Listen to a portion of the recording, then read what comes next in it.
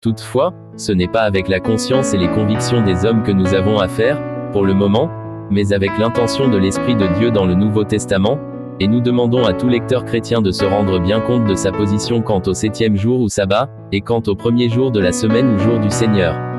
S'il plaît à Dieu, nous reviendrons sur ce sujet en nous occupant du chapitre 20 de l'Exode.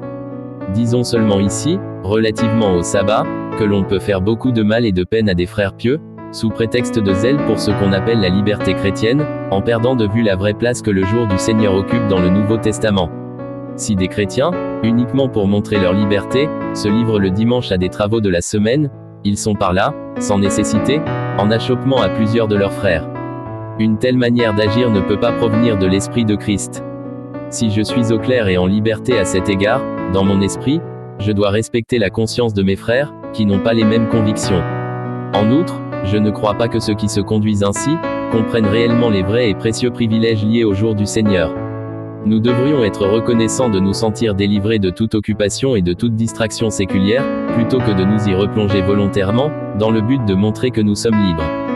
Dans plusieurs pays, la loi de l'État défend les travaux du dimanche, nous pensons qu'il en est ainsi par un effet de la providence de Dieu, et que c'est là une grâce pour les chrétiens, car s'il en était autrement, nous savons assez que le cœur avare et cupide des hommes priverait, autant que possible, les chrétiens du doux privilège de pouvoir adorer Dieu avec leurs frères dans le jour du Seigneur.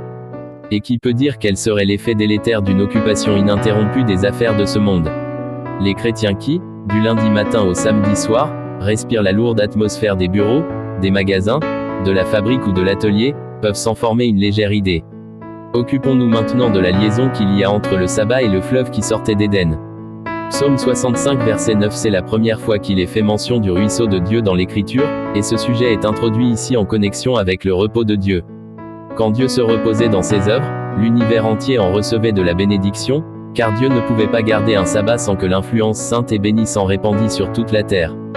Mais hélas, les ruisseaux qui coulent d'Éden, la scène du repos terrestre, sont bientôt arrêtés dans leur cours, parce que le péché est venu interrompre le repos de la création.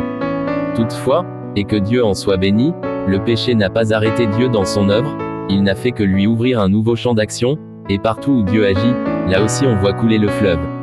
Ainsi, quand il conduit, à main forte et à bras étendus, les armées qu'il a rachetées, les faisant passer à travers les sables arides du désert, nous voyons couler un fleuve au désert, non d'Éden, mais du rocher entrouvert, belle et juste image du principe en vertu duquel la grâce souveraine agit en faveur des pécheurs et pourvoit à leurs besoins. Il ne s'agit pas ici seulement de création, mais de rédemption. 1 Corinthiens 10 verset 4. Le rocher était Christ, Christ frappé pour la guérison de son peuple. Le rocher entrouvert était en relation avec la demeure de Jéhovah dans le tabernacle, et il y a, dans cette relation, quelque chose de moralement beau, Dieu habitant dans une tente, et Israël buvant l'eau du rocher.